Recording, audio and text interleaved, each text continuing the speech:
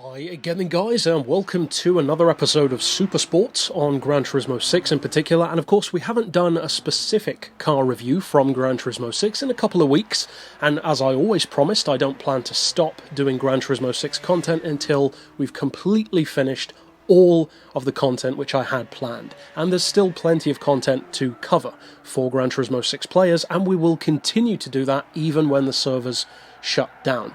Now, this makes a little bit of a change, because usually when we cover Gran Turismo 6 these days, it tends to be pick of the pack, for obvious reasons. It's a long-standing thing of the franchise that there are too many cars, but it's nice to go back kind of to the roots of this channel as far as reviews go, and just look at a single car and consider what it's good for, what it's potentially not as good at. And also, of course, for those who are unfamiliar with my older Gran Turismo reviews, unlike on Gran Turismo Sport, I do review these cars in their fully tuned form. And the reason for that is because it's not difficult to see what a car has on offer stock. You can just look in the dealership. So what would be the point of reviewing that? These reviews are not the same kind of reviews as for GT Sport, because with these reviews are all about saving money.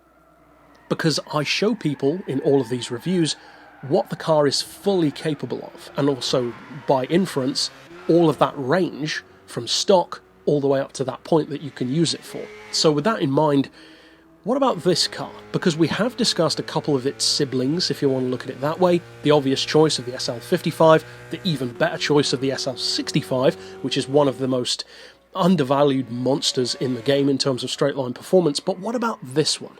Because this, the SL600, is a much more understated car than either the SL55 or 65. And that's a very deliberate choice, because just like the SL500, this model in the range is for those who prefer to have their performance in more of an understated, elegant, kind of luxury package, but even more of a pure luxury package than something like the full-on 55 or 65 AMGs.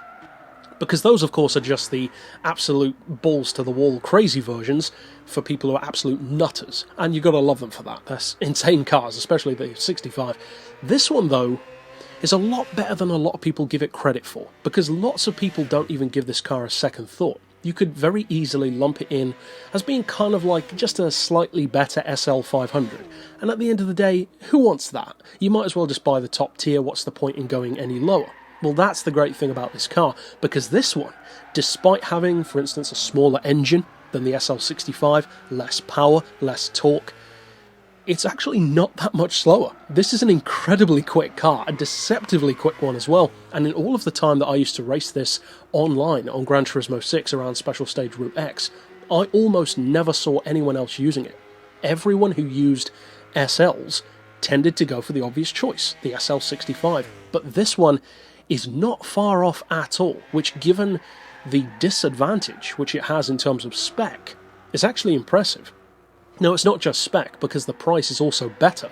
This is just under 180 grand. Of course, the 65 is even more. The engine is a 5.5 litre turbochargeable unit. Of course, it's rear-wheel drive, and it puts out some truly huge numbers. 1,012 horsepower, and an even more impressive 1,039 pound-feet of torque. And all of that with the level 3 weight loss brings it down to just over a tonne and a half, a metric tonne and a half, which is 1,503 kilos. And that means that the horsepower per tonne is truly supercar level, and in fact, it's actually a lot better than many supercars. 673 horsepower per tonne is massive.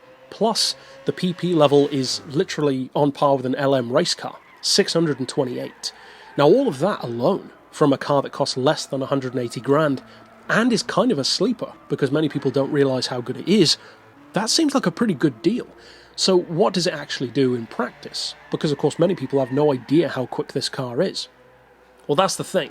The SL65 can quite easily cruise at up around 297, 298, and if you spend hours and hours refining it and tuning it, as some people have, then you can get it to go even quicker, about 300, sometimes even higher, without NOS or slipstream. It's that fast.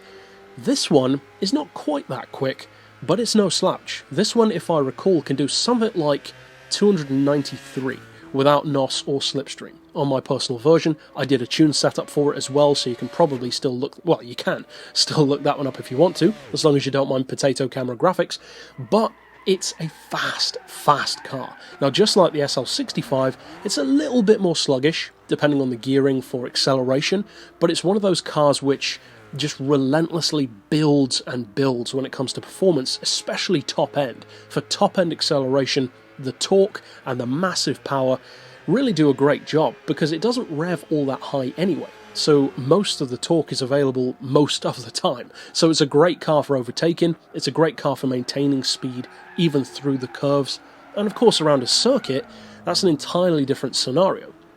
But as you can see from this replay, which is running that same 293 mph setup, which of course is not designed for corners, it has no trouble with corners at all. In fact, I would definitely say this is a better handling car through corners than the SL65 is, because the SL65 is a very heavy car to begin with, and so is this one, but the difference is when you drop the weight on both of them, this one almost feels lighter than it actually is, whereas the SL65 very much so still feels like a very heavy car.